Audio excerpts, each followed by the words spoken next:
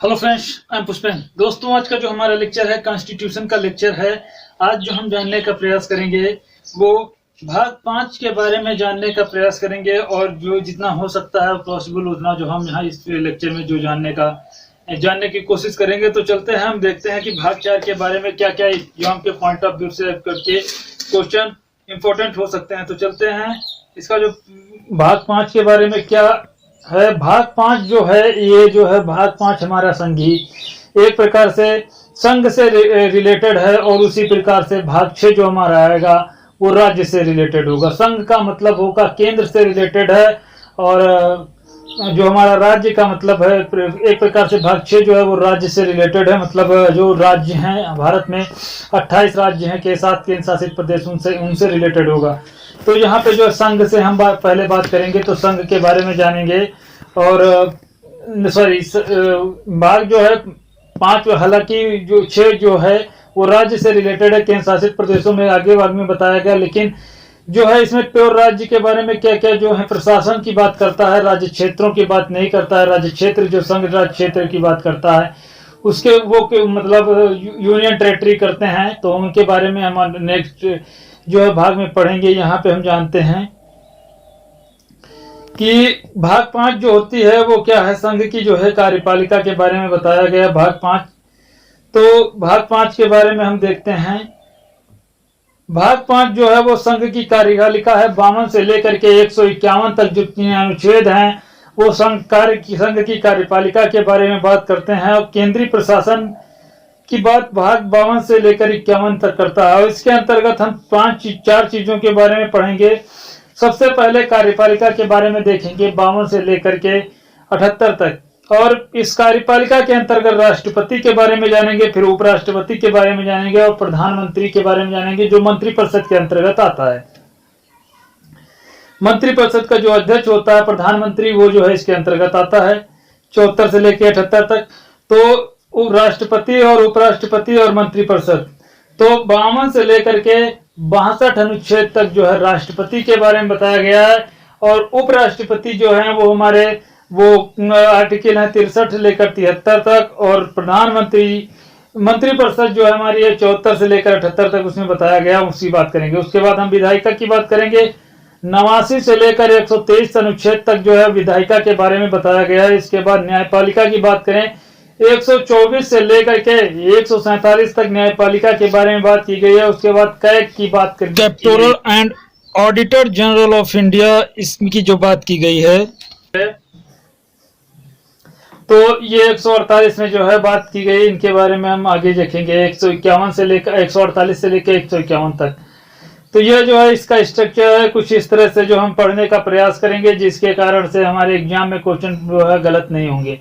अगर जो आपसे क्वेश्चन पूछा जाए यहाँ पे, बोलो भैया कि कार्य जो राष्ट्रपति है उसके बारे में किस अनुच्छेद में वर्णन किया गया है, 52 से लेकर के 62 तक जितने भी अनुच्छेद होंगे, इनसे अगर जो कोई है रिलेटेड, तो आप जान लीजिए राष्ट्रपति के बारे में बता रहा है।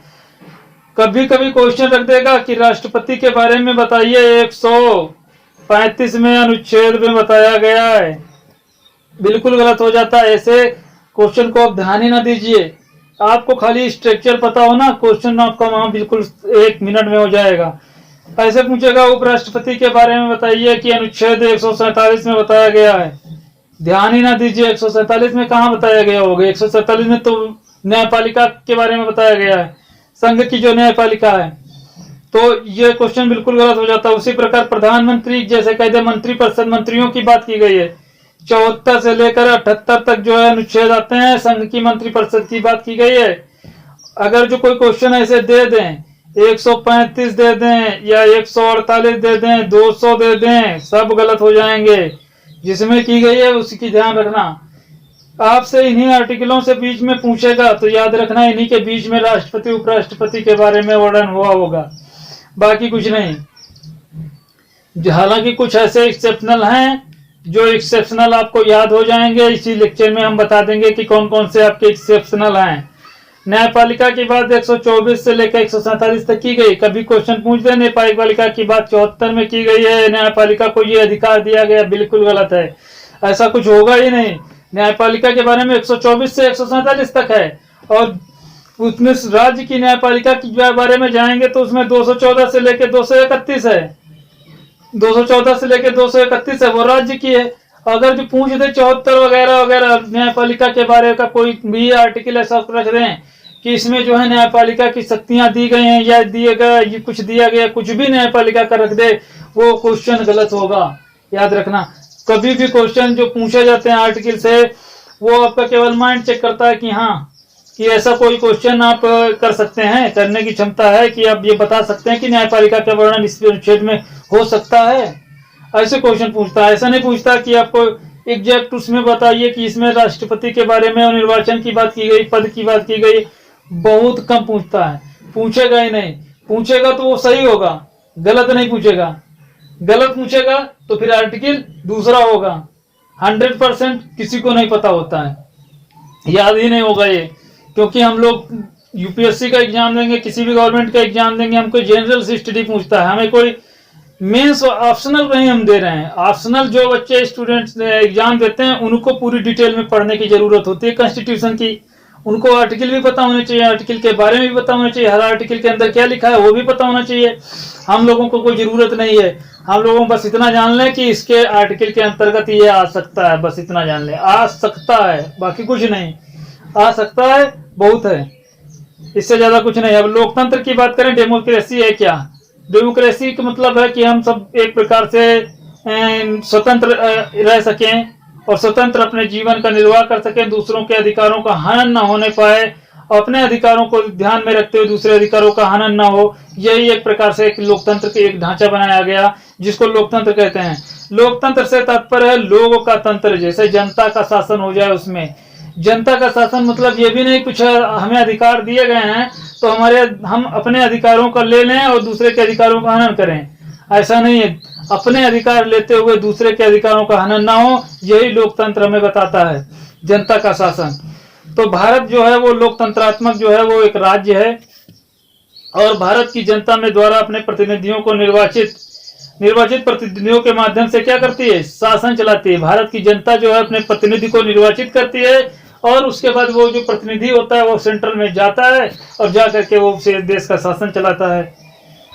इसे अप्रत्यक्ष लोकतांत्रिक प्रणाली और प्रतिनिधि प्रणाली भी कहा जाता है। इसको अप्रत्यक्ष निर्वाचन प्रणाली कहते हैं। मतलब हम सीधे जो है उसको सिलेक्ट नहीं करते हैं।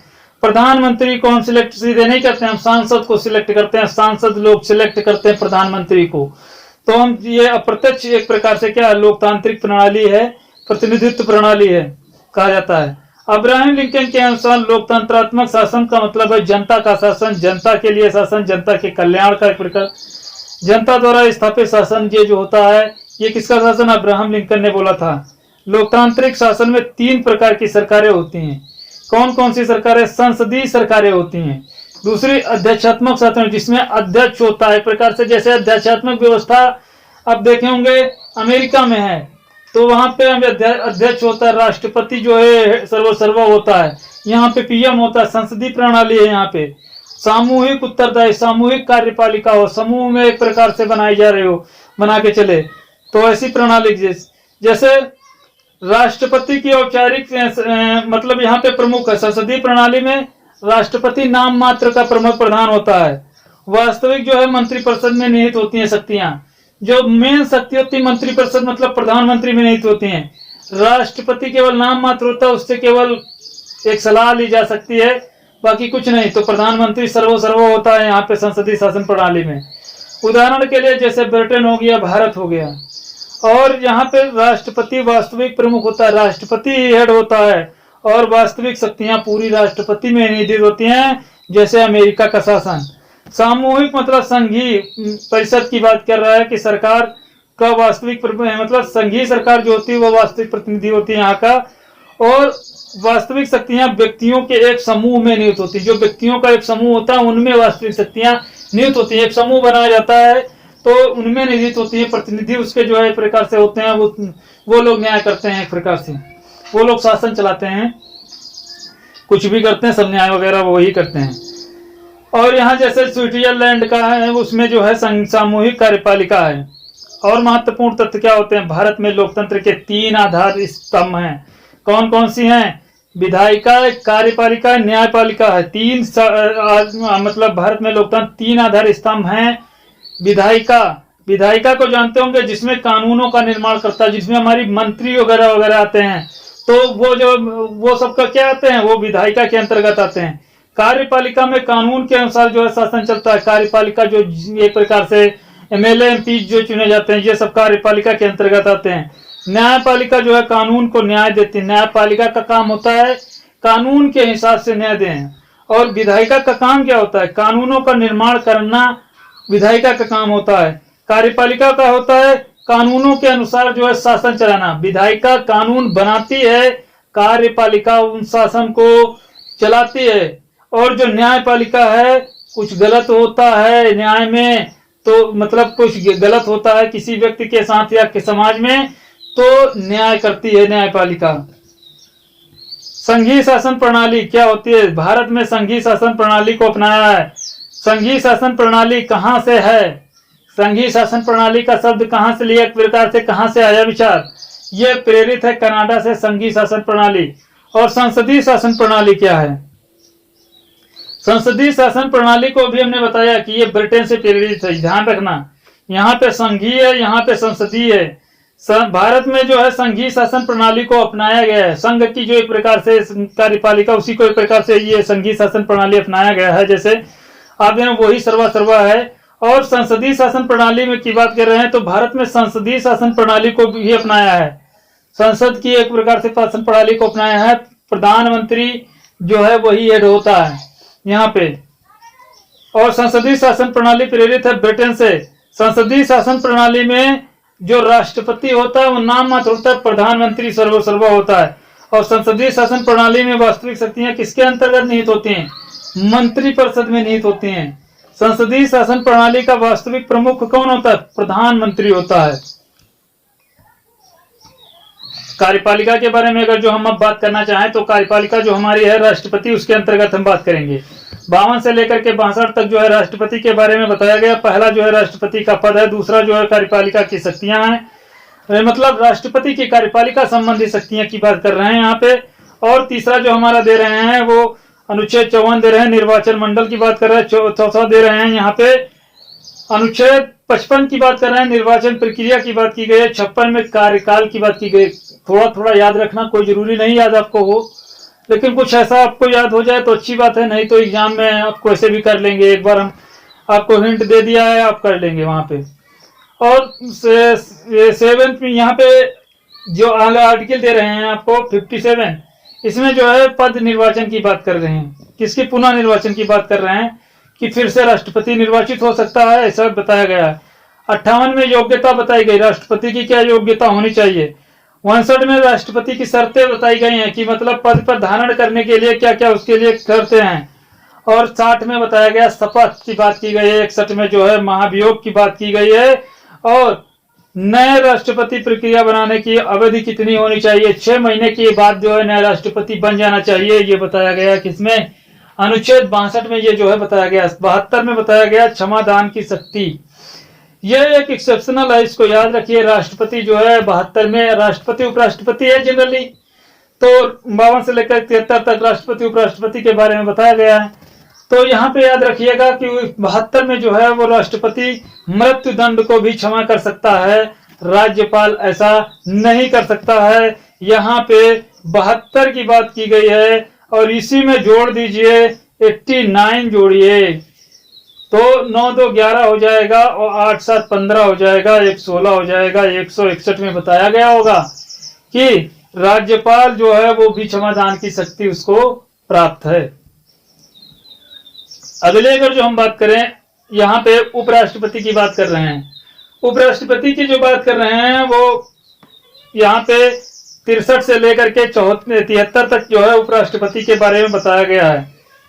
उपराष्ट्रपति के पद के बारे में 63 से लेकर 73 तक उपराष्ट्रपति के बारे में बताया गया। 63 में उपराष्ट्रपति का पद बताया गया, पद धारण करता पद के बारे में बताया गया। और 64 में बताया गया राष्ट्रपति राज्यसभा का प्रदेश सभापति होता है। 65 में बताया गया है यहाँ पे उपराष्ट्रपति है और राज्यसभा का प्रदेश सभापति होता है, राष्ट्रपति नहीं।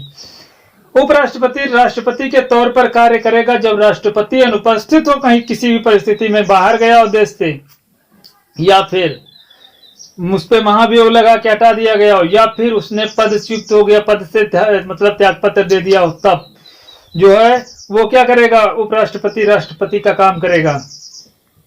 66 में निर्वाचन की बात की गई है, और यहाँ पे 67 में कार्यकाल है, 68 में नए राष्ट्रपति बनाने की अवधि जो है वो 2 माह होगी, और 69 में शपथ की बात की गई है। 74 से लेकर के 78 तक प्रधानमंत्री या मंत्रिपरिषद की बात की गई है। तो यहाँ पे बता दें कि 74 में जो है वो मंत्रिपरिषद है, हालांकि मंत्रिपरिषद को परिभाषित एक प्रकार से किया गया, बताया गया मंत्रिपरिषद को, और या मंत्रिमंडल कह लीजिए इसको। किसके बारे में, मंत्रिमंडल के बारे में बताया गया है। तो मंत्रिमंडल के बारे में बताया गया 74 से 78 तक, और उसमें मंत्रिपरिषद के बारे में 74 में बताया गया है, और प्रधानमंत्री के बारे में 75 में बताया गया। 75 के 1 में प्रधानमंत्री की नियुक्ति राष्ट्रपति द्वारा की जाएगी। पहला बात कर रहे हैं, प्रधानमंत्री की सलाह पर मंत्रिपरिषद नियुक्त किया जाएगा राष्ट्रपति द्वारा, ये दूसरी बात हो गई। तीसरी हो गई 75(3) में कि प्रधानमंत्री मंत्रिपरिषद सामूहिक रूप से लोकसभा के प्रति उत्तरदायी होगा, और प्रधानमंत्री क्या कर सकता है, इस्तीफा देने पर मंत्रिमंडल जो है भंग हो जाएगा। प्रधानमंत्री अगर जो इस्तीफा दे दे तो पूरा मंत्रिमंडल भंग हो जाएगा, और अगर जो कोई मंत्री दूसरा दे दे तो कोई बात नहीं, लेकिन प्रधानमंत्री देगा तो पूरा मंत्रिमंडल भंग दे, पूरे मंत्रिमंडल को इस्तीफा देना पड़ जाएगा। उसके बाद में मंत्रिमंडल में बहुत से चाहते हैं, गृह मंत्री, राज्य मंत्री, रक्षा मंत्री वगैरह वगैरह सब आते हैं ना, तो प्रधानमंत्री देगा तो इन सबको इस्तीफा देना पड़ेगा, विधायिका केंद्र के सब आते हैं।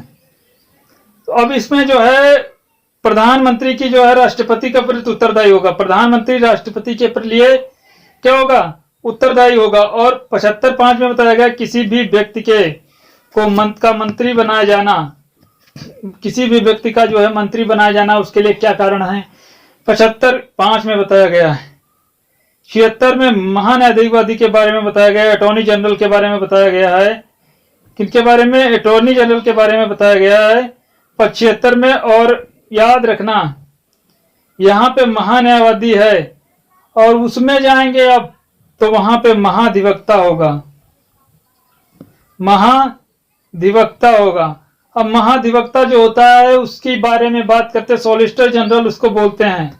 76 में जोड़ दो 89, कितना आ जाएगा, 9 6 15, 165, 9 6 15, और यहाँ पे हो जाएगा 8 9 8 सॉरी यहाँ पे 89 जोड़ दीजिए, तो 9 6 15 के 5 हो गया, और 116, मतलब 165 में जो है वो सॉलिसिटर जनरल के बारे में बताया गया। 89 जोड़िए, ज्यादातर 89 जोड़िए आ जाता है, कभी किसी में 90 जोड़ा जाता है, तो वही जो है राज्य के बारे में आ जाएगा कि राज्य के उसी से रिलेटेड होगा। अब यहाँ पे देखिए कि 77 में बताया गया समस्त काम के राष्ट्रपति के नाम से किए जाएंगे। 77 में समस्त जितने भी काम है राष्ट्रपति के नाम पर ही किए जाएंगे। 78 में बताया गया प्रधानमंत्री के क्या क्या कर्तव्य हैं उनकी बात की गई है। दूसरी बात है अध्याय 2 में विधायिका की बात की गई है। 79 से लेकर 123 तक जो है विधायिका के बारे में बताया गया है। विधायिका के बारे में क्या क्या बताया गया है उसके बारे में बात कर लेते हैं। 89 में संसद है, फिर 80 में राज्यसभा है, 81 में लोकसभा, तीनों के बारे में बताया है। पहले संसद बड़ा होता है, फिर उच्च सदन आता है, उच्च सदन राज्यसभा होता है, फिर निम्न सदन लोकसभा होता है। छोटा सदन होता है एक प्रकार से, निम्न सदन होता है, लोकसभा होता है, उच्च सदन राज्यसभा होता है। तो पहले बड़ा आएगा संसद, सबसे बड़ा है, उसके बाद उच्च सदन, उसके बाद निम्न सदन, तो सबसे पहले संसद, फिर आएगा 80 में राज्यसभा, फिर आएगा लोकसभा। किसी एक को याद रखिए, या तो पीछे से ऊपर कर दीजिए तो नीचे से ऊपर कर दीजिए। क्वेश्चन पूछे जाते हैं राज्यसभा के बारे में कहाँ है, लोकसभा के बारे में किस अनुच्छेद में है, इनसे ऐसे भी क्वेश्चन पूछ लिए जाते हैं। बोलिए 78 में है, 89 में है, या फिर कह देगा 80 में है। बोलिए लोकसभा राज्यसभा के बारे में किस में बताया गया है, या 79 में है, या 89 में है, 81 में है, ऐसे पूछ देगा। राज्यसभा का वर्णन किस किस में अनुच्छेद में है, तो 80 में बताया गया राज्यसभा के बारे में। तो 83 के में जो 82 में जो 81 में लोकसभा, 82 में परिसीमन आयोग की बात की गई है, और 83 में जो है संसद सदनों की जो है अवधि की बात की गई है। 84 में जो बात की गई है संसद के सदस्यता के लिए अर्हता क्या होगी, क्या मतलब अर्हता होगी, गुण होंगे, उसकी बात की गई है। 85 में जो है राष्ट्रपति का सत्र बुलाने का, विघटन करने का जो है प्रावधान किया गया है। 86 में राष्ट्रपति का अभिभाषण, राष्ट्रपति के भाषण के बारे में बताया गया है। 87 में जो है विशेष अभिभाषण की बात की गई राष्ट्रपति के। 88 में महान न्यायवादी एकमात्र गैर संसदीय सदस्य है जो संसद की बैठकों में भाग नहीं लेता, लेकिन मतलब भाग तो लेता है, नहीं लेता नहीं, मतलब एक ऐसा महान न्यायवादी है जो संसद में बैठता है, भाग लेता है, संसद की बैठकों में भाग लेता है। जिस प्रकार से सांसद वगैरह बैठते हैं तो उसे भाग लेता है और लेकिन ये मतदान नहीं देता है, मतदान इसको करने का अधिकार नहीं है। 89 में बताया गया है राज्यसभा के सभापति उपसभापति की बात की गई है, राज्यसभा का सभापति और उपसभापति की बात की गई है। फिर 93 में बताया गया लोकसभा का अध्यक्ष उपाध्यक्ष, राज्यसभा का सभापति उपसभापति, लोकसभा का अध्यक्ष उपाध्यक्ष होता है। 97 में उपसभापति अध्यक्ष उपाध्यक्ष के वेतन भत्तों की बात की गई है। और 100 में बताई गई है गणपूर्ति की बात की गई है। और 101 में जो है बात की गई है रिक्तियों की बात की गई है। 102 में बताया गया लाभ के पद की बात की गई है। और 103 में बताया गया है लाभ के पद धारण करने पर राष्ट्रपति के द्वारा जो है धारण किया जाएगा। उसके बाद 105 में संसदीय विशेषाधिकार हैं। 108 में संयुक्त अधिवेशन की बात की गई है। और 110 में जो है याद रखना धन विधेयक पूछा जाता है। और फिर 117 में वित्त विधेयक की बात की गई है। लेखानुदान की बात किसमें की गई है, इसमें दिया नहीं है, दिया है 16 में 116 में बात की गई है। लेखानुदान 116, यहाँ पे डायरेक्ट 117 दे रहे थे ना, तो इसीलिए हम बता दिए। 112 में बताया वित्तीय वर्ष का विवरण जो दिया जाता है, बजट प्रस्तुत किया जाता है 112 के द्वारा। विनियोग विधेयक जो 114 में बताया गया है। और लेखानुदान जो बताया गया है ये वोट ऑन अकाउंट जो है लेखानुदान के बारे में बताया गया है। और 123 में राष्ट्रपति का अध्यादेश जारी कर सकता है, इसकी बात जो है की गई है। ये वाला इंपॉर्टेंट है, 123 राष्ट्रपति अध्यादेश जारी कर सकता है। फिर न्यायपालिका हमारी आती है, न्यायपालिका के बारे में देखिए। सर्वोच्च न्यायालय की बात की, सुप्रीम कोर्ट 124 में भी है। आर्टिकल 124A में NGAC की बात की गई है, नेशनल जस्टिस अपॉइंटमेंट कमीशन की यहाँ पे बात की गई थी। तो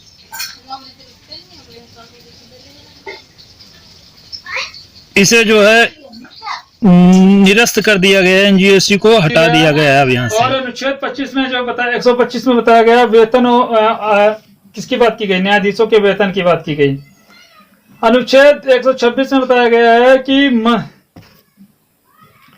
126 में यहाँ पे बताया गया है कि मुख्य न्यायाधीश की नियुक्ति की बात की गई है।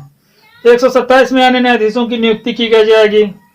128 में उच्चतम न्यायालय के में बैठकों के न्यायाधीशों की उपस्थिति की बात की गई है। 129 में सुप्रीम कोर्ट के अभिलेख न्यायालय की है, उसकी बात की गई। 130 में स्थान की बात की गई। 131 में आंशिक अधिकारिकता, फिर शैक्षणिक मामलों में अपील की बात की गई है, दीवानी मामलों में अपील कर सकते हैं।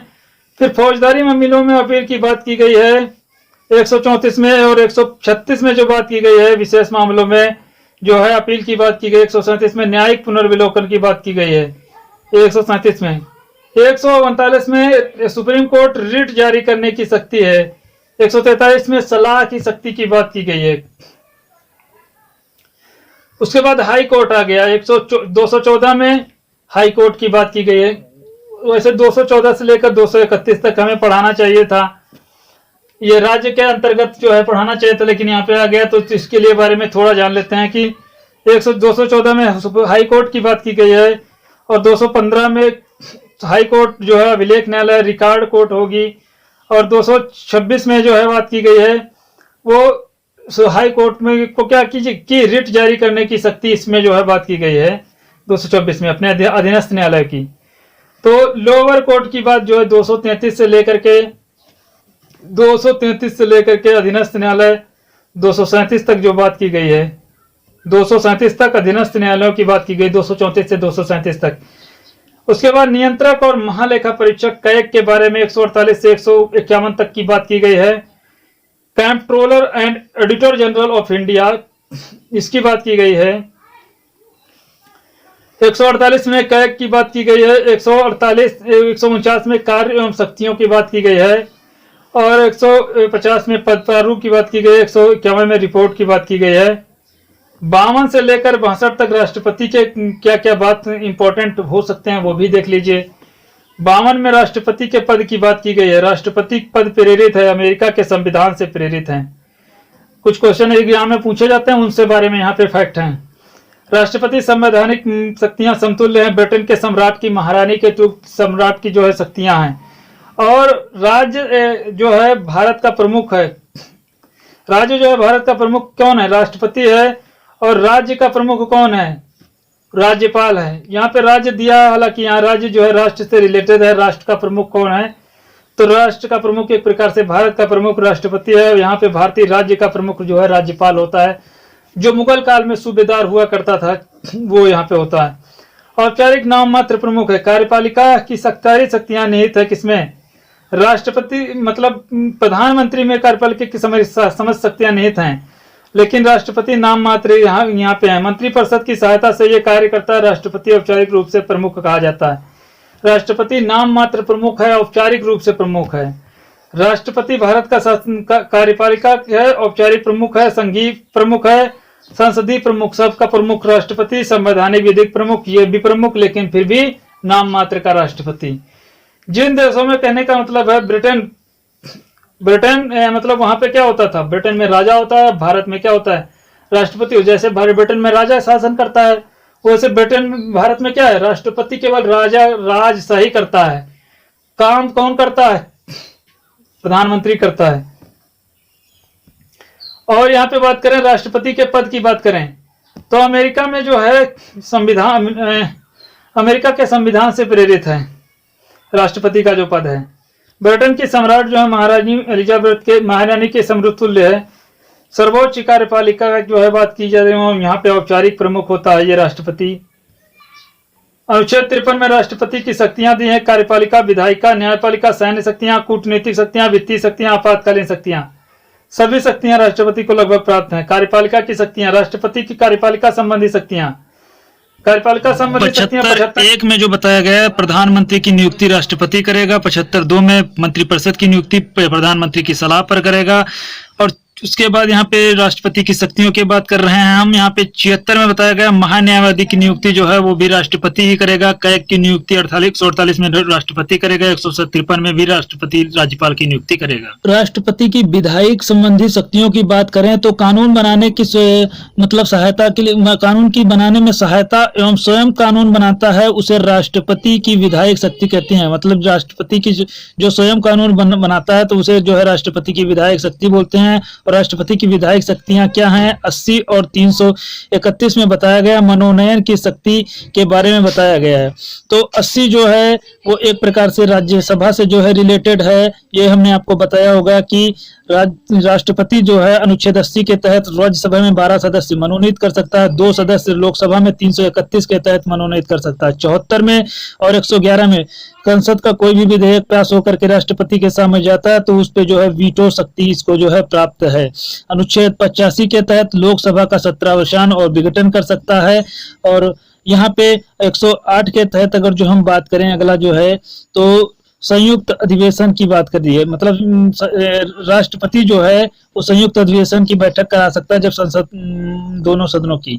और 123 के तहत अध्यादेश जारी कर सकता शक्ति, जब अधिवेशन ना चल रहा हो तो अध्यादेश जारी कर सकता है। और न्यायिक शक्ति की बात करें, न्यायिक शक्ति संबंधी शक्ति, राष्ट्रपति न्यायिक शक्तियां भी हैं। 72 में क्षमादान कर सकता है। 123 में सुप्रीम कोर्ट का एक गठन कर सकता है। 143 में जो है राष्ट्रपति सुप्रीम कोर्ट का एक प्रकार से प्रमुख न्यायाधीश सलाह ले सकता है। लेकिन सलाह लेने के लिए बाध्य नहीं है 143 में, सुप्रीम कोर्ट से जो सलाह लेगा। और वित्तीय शक्तियों की बात करें, केंद्र और में संचित जो हैं धन संबंधी शक्तियां, वो किसमें हैं? राष्ट्रपति को वित्तीय शक्तियां कहते हैं। यहाँ पे बजट राष्ट्रपति की बजटीय शक्तियां क्या है? 112 में बजट प्रस्तुत करना और 113 में जो है संसद में प्राक्कलों एस्टिमेट्स के संबंध में कोई प्रक्रिया करना हो तो वो भी राष्ट्रपति की शक्तियों के अंतर्गत किया जाएगा। और 117 में धन विधेयक को लाना और 266 में संचित निधि लोक रेखा निधि से जो है प्रकार से धन पेश करवाना, हस्ताक्षर इन्हीं के होंगे। 267 में आकस्मिकता निधि से अगर जो आपको बात कर धन निकलवाना है तो इन्हीं के हस्ताक्षर लेने पड़ेंगे। 360 में अगर जो वित्तीय का आपातकाल लगाना है तो भी आप इन्हीं के हस्ताक्षर लेंगे। यह राष्ट्रपति की शक्तियां हैं। कूटनीतिक संबंधी शक्तियां, विदेशी मामलों में जो है शक्तियां प्राप्त हैं, कूटनीतिक शक्ति कहते हैं। विदेश कूटनीतिक शक्तियां, राष्ट्रपति की कूटनीतिक शक्तियां 77 में है। जितने भी विदेशी समझौते होंगे वो सब राष्ट्रपति नाम पर ही किए जाएंगे, राष्ट्रपति के। राजदूत उच्चायुक्तों की नियुक्ति, मतलब राजदूतों की नियुक्ति, उच्चायुक्तों की नियुक्ति जो है वो भी राष्ट्रपति प्रधानमंत्री की सलाह पर जो है करता है, ये ध्यान रखना। सैन्य शक्ति से क्या है? सर्वोच्च जो है कमांडर जल थल सेना तीनों सेनाओं का प्रमुख होता है। सर्वोच्च कमांडर होता है जल थल तीनों सेनाओं का। राष्ट्रपति की तीनों सेनाओं का सर्वोच्च कमांडर होता है। और युद्ध की स्थिति में समापन में निर्देश राष्ट्रपति ही देता है। और तीनों सेनाओं के अध्यक्ष की नियुक्ति राष्ट्रपति के प्रधानमंत्री की सलाह पर जो है करता है। आपातकालीन सम्मतियां 352 में राष्ट्रपति आपात की बात की गई है। सर्वोच्च संवैधानिक आपातकाल की राष्ट्रपति शासन इसी को बोलते हैं। 356 में है, 360 में वित्तीय आपात। ये ध्यान रखना, एग्जाम में क्वेश्चन इनसे पूछे जाते हैं। 54 में निर्वाचन संबंधी राष्ट्रपति जो है गणतंत्र राष्ट्र मतलब है भारत का राष्ट्रपति है, निर्वाचित होगा। और ब्रिटेन में राजतंत्र है और ब्रिटेन के राष्ट्रपति वंशानुगत होता है। यहाँ का ऐसा मतलब फैक्ट नहीं है, यहाँ का निर्वाचित राष्ट्रपति होगा। ये आयरलैंड से जो है आया प्रेरित है। लोकसभा जो है यहाँ पे प्रत्यक्ष संसदीय निर्वाचन मंडल में संसदीय वयस्क रूप मतलब क्या होती है? एक प्रकार से जनता के द्वारा एक प्रकार संसदीय क्षेत्र जो है वयस्क जनता जो है। और राष्ट्रपति का अध्यक्ष अप्रत्यक्ष जो है क्या है? जनता के लिए चुने गए जन प्रतिनिधित्व मतलब के द्वारा जो है चुने जाते हैं राष्ट्रपति। अप्रत्यक्ष रूप से चुने जाते हैं, हालांकि मतलब पहले जनता देती है, उसके बाद सभी संसदों का एक प्रकार से अनुपातिक प्रतिनिधित्व एकल संक्रमणी मत पद्धति के द्वारा इसका जो है चुनाव किया जाता है।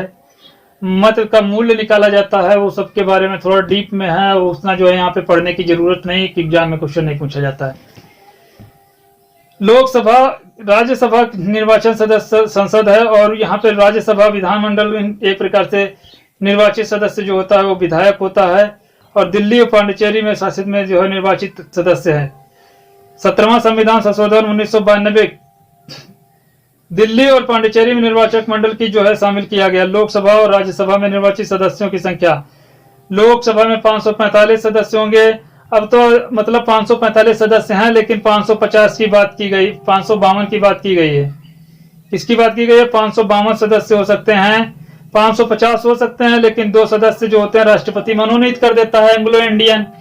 तो कितने हो जाते हैं? 552 हो जाते हैं।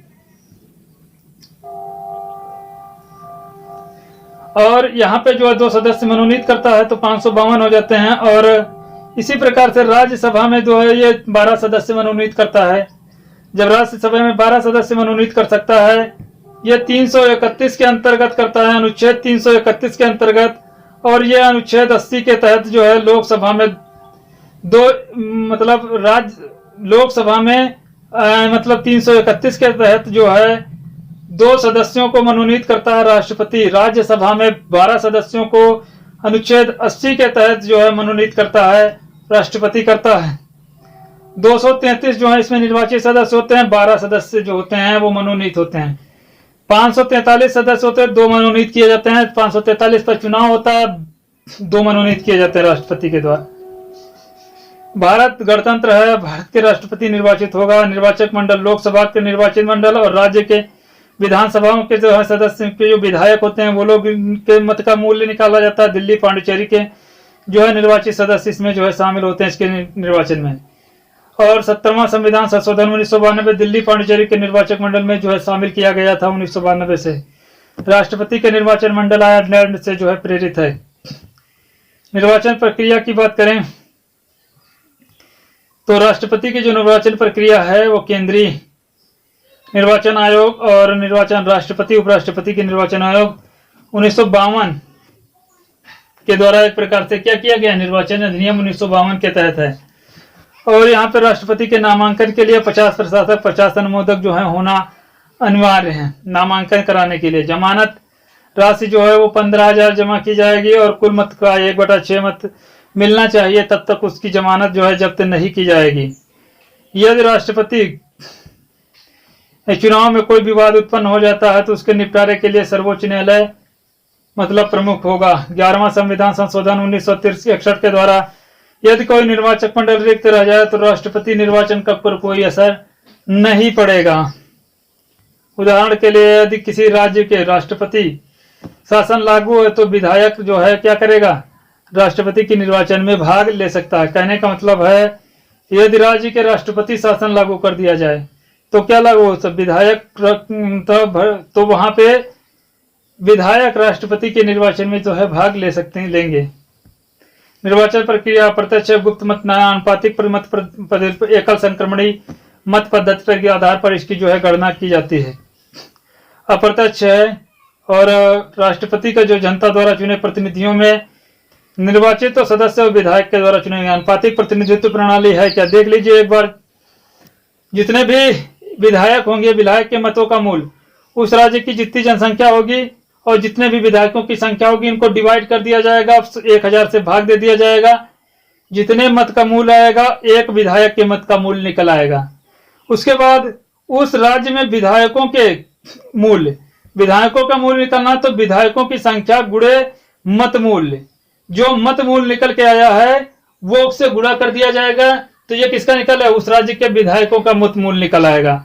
उसके बाद में संसद का मत मूल्य निकालना है तो जितने भी विधायक होंगे उनका मत मूल्य जो है आएगा, जितने भी विधायक का आपने गुणा किया होगा उसको इसमें रखेंगे और डिवाइड कर देंगे। लोकसभा राज्यसभा के निर्वाचित सदस्य जितने होंगे उनसे डिवाइड कर देंगे तो जितना आएगा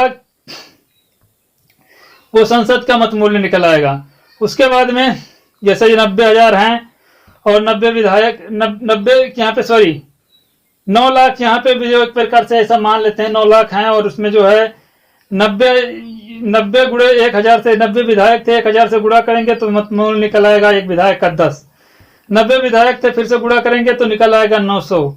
जितने भी हमारे सांसद होंगे उनको जोड़ देंगे, लोकसभा और लोकसभा राज्यसभा में जितने सांसद होंगे उनको जोड़ के डिवाइड कर देंगे और जो मूल्य था 900 उनको यहाँ पे निकालेंगे तो एक सांसद के मत का मूल्य निकला। राष्ट्रपति में मतों की गणना एकल संक्रमणीय मत पद्धति के द्वारा किया जाता है। राष्ट्रपति की एकल संक्रमणीय मत पद्धति द्वारा किया जाता है। जो उम्मीदवार न्यूनतम कोटा हासिल करेगा वैध मतों का 50% + 1 जोड़ देंगे तो जो ये कोटा हासिल कर लेगा न्यूनतम कोटा कुल वैध मत ± अवैध मत तो वो हो जाएंगे हमारे क्या, वो हमारा हो जाएगा एक प्रकार से। उसमें एक जोड़ेंगे जाके न्यूनतम कोटा में तो एक जोड़ेंगे 5 सही 1/50 सही 1/2 में तो ये हमारा न्यूनतम कोटा आ जाएगा 26 निकल के। जैसे हम निकाल लेते हैं यहाँ पे 55 जो है कुल वैध मत हैं, 5 जो हैं अवैध मत पड़ गए हैं तो 50 आ जाएगा। न्यूनतम कोटा 50 गुणे 1/2 कर देंगे +1 कर देंगे। हालांकि ये जो आपके समझ में नहीं आएगा वरीयता जो है इसको छोड़ दीजिए, ये आपके समझ में नहीं आने वाला। 55 में निर्वाचन प्रक्रिया की बात की गई है बस। और कुल वैध मतों का 1/6 रिक्त निर्वाचन पर कोई असर नहीं। 11वां संविधान संशोधन 1961 ये सब हो चुका है। कार्यकाल 5 वर्ष का होना चाहिए और किसी भी सदन में जो है पद रिक्त नहीं होना चाहिए। नए राष्ट्रपति को निर्वाचित राष्ट्रपति अपने पद से इस्तीफा दे सकता है।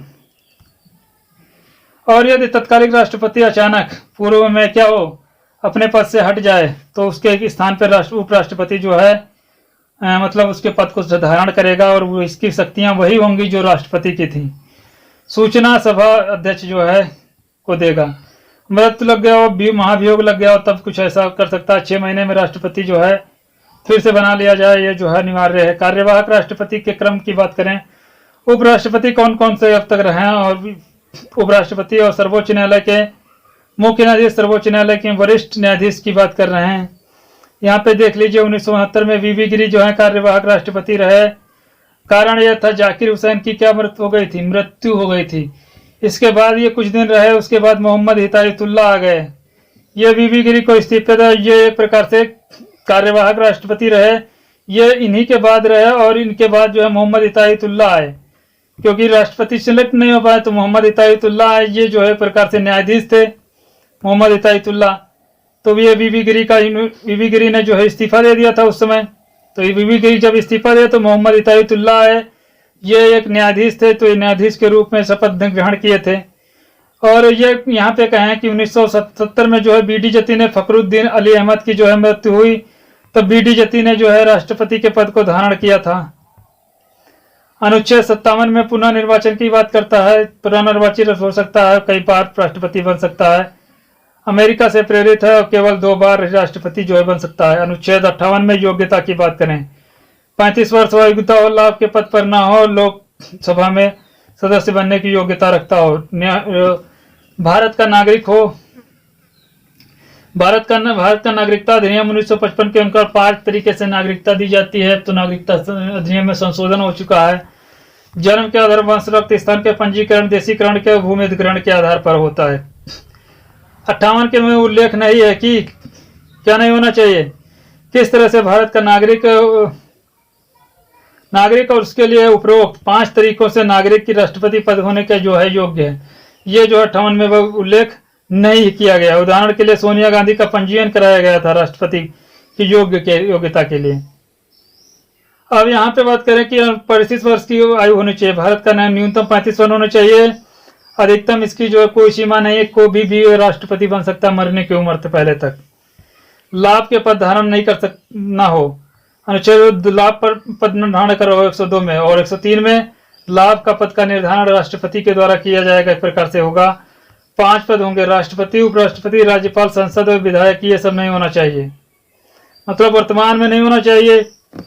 राष्ट्रपति है तो कोई बात नहीं है यहाँ पे, लेकिन वो इस्तीफा दे करके उससे फिर से हो जाए कोई बात नहीं है, लेकिन वो जो है मतलब बना रहेगा, कोई दिक्कत नहीं है उसको। लाभ के पद पर वो धारण ना होना हो। उपराष्ट्रपति नहीं होना चाहिए, राज्यपाल नहीं होना चाहिए, और सांसद, ये जो है इन पदों पर पहले से मतलब दोनों पद वो धारण नहीं कर सकता है। अनुच्छेद 62 में शर्तों की बात की गई है। वेतन पेंशन के बारे में बताया गया है, ये कट गया, 5 लाख हो गया वेतन भत्ता। शपथ ग्रहण की बात की गई है 60 में, शपथ ले सकता है, बाकी कुछ छोड़िए। दिलाने का क्रम, सर्वोच्च न्यायालय के मुख्य न्यायाधीश और उपलब्ध वरिष्ठ न्यायाधीश। राष्ट्रपति के संविधान में शपथ, संविधान के प्रतिरक्षण, परिरक्षण और संरक्षण की बात करता है। स्वयं संविधान का उल्लंघन न करना, यह प्रतिरक्षण कहलाता है। दूसरों को उल्लंघन न कहना परिरक्षण कहलाता है। संरक्षण, संविधान के तरीकों को लागू करना, सुनिश्चित करना, ये जो है एक प्रकार से संरक्षण है। महाभियोग की बात की गई 61 में, पद से हटाने के तरीका, संविधान का अतिक्रमण करा हो तब राष्ट्रपति को हटाया जा सकता है, ऐसे आप हटाएंगे नहीं। अगर जो हटाना ही है आपको तो संसद में स्थान पे लोकसभा, राज्यसभा के मतलब सदस्य इसको जो है पहले क्या कर सकते हैं, दोनों के जो है अनुमोदन होना जरूरी है इसको हटाने के लिए। और 15-14 दिन के अंदर पूर्व जो है इसको जो है मतलब सूचना देना पड़ेगा कि भाई हम आपके पद मतलब महाभियोग चलाने जा रहे हैं, क्या क्या आपको कंडीशन जो है ये जो है बताना पड़ेगा उनको। राष्ट्रपति को 14 दिन पूर्व सूचित करना पड़ेगा। महाभियोग लगाया जा सकता है। महाभियोग में लोकसभा और राज्यसभा में लाया जा सकता है, दोनों में से किसी में भी लाया जा सकता है। जहां पर 1/4 25% सदस्य का पहले समर्थन होना चाहिए, तब उसको अध्यादेश जारी होगा। और उसके बाद अभियोग सदन में जो है लोकसभा राज्यसभा में महाभियोग जाएगा और उसे अभियोग सदन कहेंगे। जिस सदन में राष्ट्रपति आरोप लगाया उसे अभियोग सदन बोलेंगे। यदि अभिलेख 2/3 सदस्य महाभियोग समर्थन किया है तो दूसरे सदन में क्या किया जाएगा, जांच के लिए भेजा जाएगा राज्यसभा और लोकसभा में।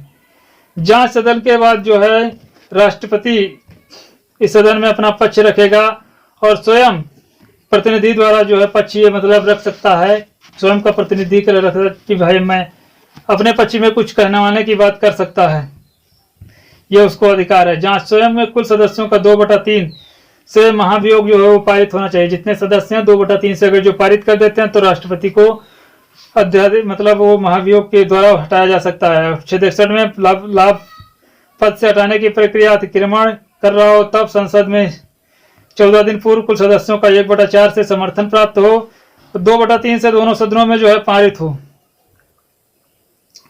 महाभियोग लोकसभा में आता है, यदि महाभियोग लोकसभा में आता है तो 445 गुणे 1/4 मतलब इतने सदस्यों द्वारा उसको अनुमोदित हो किया जाना चाहिए। उसके बाद जो है 4/2/3 297 सदस्यों द्वारा उसको पारित किया जाए। फिर दूसरे में से 2/245 का 2/3 164 सदस्यों द्वारा पारित किया जाए। यह जांच जो है 164 सदस्यों के समर्थन के बाद सिद्ध हो जाएगी कि राष्ट्रपति पद त्यागना पड़ेगा। अगर जो दोनों सदनों में पारित होता है तो राष्ट्रपति का पद त्यागना पड़ेगा। राज्यसभा में आता है तो महाभियोग प्रस्ताव से समर्थन कितना होना चाहिए, 1/4 मतलब 62 सदस्य उसको जो है पारित कर मतलब समर्थन दे दें तो अध्यादेश आ जाएगा। फिर उसको पारित कराने में 2/3 सदस्य हों, फिर उसको पारित कराने में फिर 2/3 सदस्य हों लोकसभा से राज्यसभा दोनों से, तब अड़ जाएगा। नए राष्ट्रपति के पद की बनने की 6 माह होगी और इसके कार्यकाल जो है 5 मार्च होगा। 5 मार्च में ये पद अपना छोड़ भी सकता है, नहीं भी छोड़ सकता है। और मतलब जब जनरली जो होता 5 वर्ष होता है और अगर जो जब तक नया राष्ट्रपति नहीं बन जाता तब तक ये अपना पद नहीं छोड़ता है। संपन्न कराया जा सकता है। यदि प्रधानमंत्री त्यागपत्र मृत्यु महाभियोग के कारण रिक्त हो जाता है तो भरने की अवधि 6 महीने के भीतर इसको भराया जा सकता है।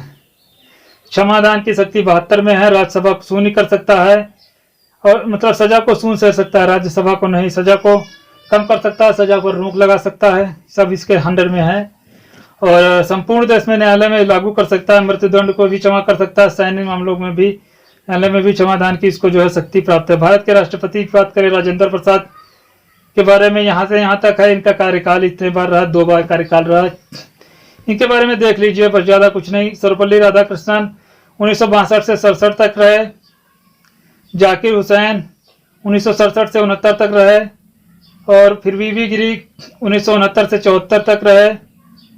और फिर उसके बाद फखरुद्दीन अली अहमद 1974 से 77 वर्ष तक रहे। फिर नीलम संजीव रेड्डी 1977 से 82 तक रहे। ज्ञानी जैल सिंह 1982 से 87 तक रहे। और उसके बाद आर वेंकटरमण 1987 से 92 तक रहे। उसके बाद में जो राष्ट्रपति रहे वो 1992 से 97 तक रहे। उसके बाद के आर नारायण रहे 1997 से 2002 तक। एपीजे अब्दुल कलाम 2002 से 2007 तक रहे। प्रतिभा पाटिल 2007 से 2012 तक रहे। उसके बाद में जो है प्रणब मुखर्जी रहे जुलाई 2012 से 2017 तक। उसके बाद में 25 जुलाई 2017 से लेकर के अब तक जो है रामनाथ कोविंद राष्ट्रपति पद पर आसीन हैं। ये 14वें जो है राष्ट्रपति हैं। अक्टूबर 1945 ईस्वी में इनका जो जन्म हुआ था वो इनका जन्म स्थान पैरोंग डेरपुर कानपुर उत्तर प्रदेश में हुआ था। और पत्नी का नाम इनका सविता कोविंद है।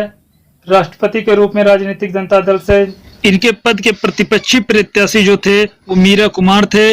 और यहाँ पे बात करें क्रम में 14वें राष्ट्रपति हैं और दलित जाति से एक प्रकार से राष्ट्रपति बने हुए हैं। और प्रधानमंत्री नरेंद्र मोदी हैं। उपराष्ट्रपति वेंकैया नायडू हैं। 16 अगस्त 2015 को 20 जून 2015 बिहार के गवर्नर का प्रभार इन्होंने किया था, संभाला था। और ये यहाँ पे बात करें 25 जुलाई 2017 को भारत के 14वें राष्ट्रपति ये बने। पहले जो है बिहार के गवर्नर ये रह चुके हैं। डॉक्टर प्रणब मुखर्जी की बात करें तो 13वें राष्ट्रपति थे। उनका जन्म स्थान 17 दिसंबर 1935 ईस्वी को हुआ था।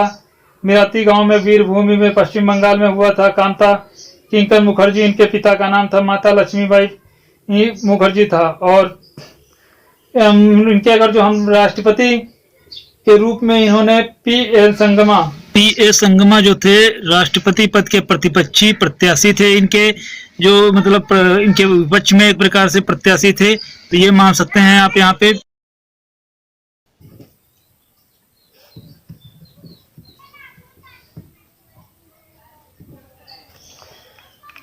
प्रतिपक्षी थी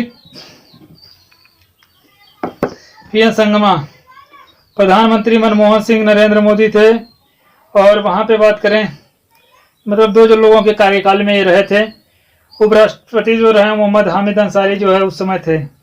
APJ अब्दुल कलाम 12वें राष्ट्रपति थे। पूरा नाम जो था अब्दुल पाकिर जैनुद्दीन अब्दुल कलाम जो है, जैनुद्दीन बद्दीन जो है मतलब अब्दुल कलाम था पूरा नाम। जन्म 15 अक्टूबर 1931 ईस्वी में धनुषकोट गांव रामेश्वरम तमिलनाडु में इनका जन्म हुआ था। मृत्यु हुई थी 27 जुलाई 2015 को IIM हॉस्पिटल जो है शिलांग भाषण देते समय इनकी जो है मृत्यु हुई थी। और पिता जैनुलाब्दीन जो है एक प्रकार से इनके पिता थे। राष्ट्रपति के रूप में कलाम जो है भारतीय जनता पार्टी से और भारतीय कांग्रेस पार्टी के समर्थन में 2002 में जो है राष्ट्रपति चुने गए थे। प्रधानमंत्री अटल बिहारी वाजपेयी, मनमोहन सिंह और उपराष्ट्रपति कृष्णकांत जो क्या थे, भैरव सिंह शेखावत उपराष्ट्रपति थे। उपराष्ट्रपति की बात करें, ज्ञानी जैल सिंह यहाँ से रिलेटेड हैं। जाकिर हुसैन देख लीजिए, फखरुद्दीन अली अहमद सब लिखा है, बिहार से रिलेटेड हैं। ये पश्चिम बंगाल से हैं। शंकर दास MP से हैं। प्रतिभा पाटिल जो हैं वो महाराष्ट्र से हैं। VV गिरी, नीरव संजीव रेड्डी और वेंकटरमण ये आंध्र प्रदेश से रहे हैं। और सर्वपल्ली राधाकृष्णन APJ अब्दुल कलाम तमिलनाडु से रहे और KR नारायण जो रहे वो केरल से रहे। सबसे ज्यादा जो रहे हैं राष्ट्रपति वो आंध्र प्रदेश से रहे हैं, 3 राष्ट्रपति रहे हैं। भारत के राष्ट्रपति की बात ये देखिए आप यहाँ पे फिगरल वाइज देख लीजिए, कब से कौन सा रहा है, सबकी बात यहाँ पे फिगरल की गई है। इनके बारे में आप जान सकते हैं, एक एक वर्ग के बारे में आप यहाँ से देख सकते हैं कि किसकी कहाँ पे कब हुई थी। हालांकि सबके बारे में डिटेल बता दिया। उपराष्ट्रपति 63 से लेकर 73 तक महत्वपूर्ण तथ्य हैं। राज्यसभा का प्रदेश राष्ट्रपति होता है। सभापति उपराष्ट्रपति वेंकैया नायडू भारतीय संविधान में पद धारण करने उपराष्ट्रपति के कर्तव्य। राज्यसभा का प्रदेश सभापति होता है। और दिल्ली विश्वविद्यालय में उपराष्ट्रपति पद की बात 63 में की गई है। USA से इसका पद प्रेरित है, अमेरिका से प्रेरित है। USA के समतुल्य ही इसका पद है। 64 में बताया गया उपराष्ट्रपति का पद सभापति होगा। 65 में उपराष्ट्रपति के तौर पर कार्य करेगा। उपराष्ट्रपति राष्ट्रपति के पद के तौर पर कार्य करेगा। इसके बाद निर्वाचन की बात 66 में की गई है। निर्वाचन मंडल की बात कुल सदस्यों का मतलब बात की गई है गढ़ की। और यहाँ पे बात की गई है राष्ट्रपति के महाभियोग मंडल में और उपराष्ट्रपति निर्वाचक मंडल होता है। निर्वाचन प्रक्रिया की भी बात कर ली हमने, कितनी प्रकार से इसकी निर्वाचन प्रक्रिया होती है, उसी प्रकार राष्ट्रपति की तरह ही होगी। और पुनः निर्वाचन के वाले राष्ट्रपति जो हैं जितनी बार निर्वाचित हो सकता है, कोई समय सीमा नहीं है। 2 उपराष्ट्रपति पुनः निर्वाचित हुए हैं। डॉक्टर सर्वपल्ली राधाकृष्णन, मोहम्मद हामिद अंसारी, ये 2 बार जो हैं मतलब निर्वाचित हुए। इनके बारे में आप देख रहे होंगे यहाँ पे। योग्यता भी वही है, सेम, कोई दिक्कत नहीं है। राज्यसभा का जो है सदस्य बनने का हो, वहां पे लोकसभा की बात की गई थी। वेतन भत्तों के बारे में बता दिया गया है, उससे जो है कुछ कम है, 4.5 लाख लगभग इसका वेतन भत्ता है। वेतन भत्ते जो मिला करके है। और अनुच्छेद 67 में कार्यकाल के बारे में बताया गया है। महाभियोग जो है यहाँ पे जो है स्थिति 60 दिनों 2 माह तक भीतर जो है मतलब कोई उपराष्ट्रपति पद से हट जाता है तो 2 माह के अंतर्गत जो है नया उपराष्ट्रपति जो है सिलेक्ट कर लिया जाएगा। ये बात है। कार्यवाहक उपराष्ट्रपति की बात यहाँ पे नहीं की गई है। उपराष्ट्रपति व महाभियोग की बात है, कारण संवैधानिक नहीं है। उपराष्ट्रपति मतलब कारण का उल्लेख यह है संविधान में, मतलब इसका उल्लेख नहीं है। उपराष्ट्रपति पर कोई महाभियोग लगा सकते हैं, परंतु कदाचार के आधार पर, खुद पद के दुरुपयोग के आधार पर, गोपनीयता भंग करने के आधार पर इसको राज्यसभा का केवल प्रकार से राज्यसभा केवल मतलब इसको हटाया जा सकता है, बाकी कुछ नहीं। और केवल राज्यसभा में ही ये लाया जा सकता है। उपराष्ट्रपति को 14 दिन पूर्व सूचना देना पड़ेगा और महाभियोग से पहले उपराष्ट्रपति को 14 दिन पहले सूचना देना आवश्यक है। वही चीज है इसी के बारे में भी। और महाभियोग प्रस्ताव का समर्थन की आवश्यकता इसमें नहीं है, परंतु परंपरा से 50 सदस्य जो हैं क्या होने चाहिए, राज्यसभा के 50 सदस्य मान्य होना चाहिए, तो ये हो जाता है। राज्यसभा की उपस्थिति 50% जो होनी चाहिए और लोकसभा में ध्वनि मत से ही पारित कर दिया जाए तो उपराष्ट्रपति को हटा दिया जाएगा, पदच्युत होना होगा। और 68 में जो बात कही गई है कि नए राष्ट्रपति बनने की अवधि जो है 5 वर्ष से अचानक पद से हट सकता है, त्यागपत्र राष्ट्रपति दे सकता है। मृत्यु महाभियोग के द्वारा 60 दिनों के अंतर्गत चुनाव करवा करके नया उपराष्ट्रपति बनवा सकते हैं आप। 69 में शपथ प्रतिक्रिया प्रतिज्ञा के उपराष्ट्रपति की बात करें तो ये अभी तक उपराष्ट्रपति बन चुके हैं, सर्वपल्ली राधाकृष्णन। और उसके बाद में जाकिर हुसैन बने, फिर वीवी गिरी बने और यहाँ पे गोपाल स्वरूप बने। उसके बाद में पाठक बने और वीडी जती बने 1974 से 79 तक। और मोहम्मद हिदायतुल्ला ये कार्यवाहक, मोहम्मद हिदायतुल्ला भी उपराष्ट्रपति रहे 79 से 74 तक। बार विक्टर रमन 1984 से 87 तक रहे। 1997 से 92 तक शंकर दयाल शर्मा रहे। 1992 से 97 तक क्या नारायण रहे। कृष्णकांत रहे 1997 से 2002 तक। भैरव सिंह शेखावत 2002 से 2007 तक रहे। मोहम्मद हामिद अंसारी 2007 से 2012 तक, 2012 से 2017 तक 2 बार रहे। एक मुक्पुरप जो है वकैया नायडू जो है 11 अगस्त 2017 से अब तक जो है ये 13वें उपराष्ट्रपति जो है बने हुए हैं। और उपराष्ट्रपति के क्रम में जो है की बात करें तो वीवी गिरी, गोपाल दास, जतीतुल्ला को क्या किया गोद लगा, आर वेंकट रमन, कृष्ण, भैरव सिंह अंसारी नायडू। ये एक क्रम याद रखने की बात है। यहाँ पे इस तरह से आप क्रम याद रख सकते हैं। राधागिरी गोपाल जतीतुल्ला के गोद में और वेंकट शंकर नारायण के नाम लेकर कृष्णा भैरव अंसारी नायडू आएगी। इंपॉर्टेंट रहिए, आप याद रखें, कोई जरूरी नहीं है, एक बार पढ़ लीजिए अपने आप याद हो जाएगा। ये कोई ट्रिक बहुत अच्छी नहीं है। 13वें राष्ट्रपति हैं मुक्पुरप वकैया नायडू और इनका जन्म 1 जुलाई 1949 ईस्वी को हुआ था। जन्म स्थान इनका चौवटपट्टनम जिला जो है नेल्लौर आंध्र प्रदेश में है। रडैया नायडू जो रमनम्मा हैं, राजनीतिक जीवन जो है की बात करें भारतीय जनता पार्टी से 13वें उपराष्ट्रपति ये बने हैं। की तिथि की बात कर लेते हैं, ये सब इम्पोर्टेंट उसमें नहीं है। प्रधानमंत्री की बात में 74 से 78 की बात की गई है। ये मंत्रिमंडल की बात की गई है। प्रधानमंत्री लिखा है यहाँ पे, काम खत्म है। 74 मंत्री परिषद है और फिर प्रधानमंत्री 75 में है। ब्रिटेन से आया है। संवैधानिक पद जो इसका समतुल्य है यूएसए से है। ब्रिटेन के प्रधान से प्रेरित है, लेकिन समतुल्य किसके, यूएसए के समय मतलब समतुल्य है। प्रधानमंत्री जो है भारत सरकार का वास्तविक प्रमुख होता है। भारत सरकार का प्रमुख राष्ट्रपति की बीच जो है कड़ी है। लोकतंत्र में महत्वपूर्ण भूमिका जो इसकी है और जनता का ये जो है प्रकार से नेता है। प्रधानमंत्री की नियुक्ति राष्ट्रपति द्वारा की जाती है। प्रधानमंत्री की नियुक्ति राष्ट्रपति द्वारा बहुमत पर दल का जो है प्रकार से नेता होता है, मनोनीत कर सकती है और राष्ट्रपति की नियुक्ति कर सकती है। 6 माह के भीतर मंत्रिपरिषद को क्या किया जाता है, पद पर ग्रहण करना अनिवार्य है। और प्रधानमंत्री बनने पर जो है राज्यसभा का सदस्य होना जरूरी नहीं है। सर्वाधिक एक प्रकार से प्रधानमंत्री लोकसभा से हैं। सबसे ज्यादा प्रधानमंत्री जो बने हैं वो अभी तक लोकसभा से बने हुए हैं। वो जो है तो ये यहाँ लेक्चर बस यहीं पे रखते हैं दोस्तों, नहीं तो फिर लेक्चर लंबी हो जाएगा। वीडियो अच्छा लगे तो इसको लाइक करिए, शेयर करिए, सब्सक्राइब करिए। वीडियो देखने के लिए आपको बहुत बहुत धन्यवाद।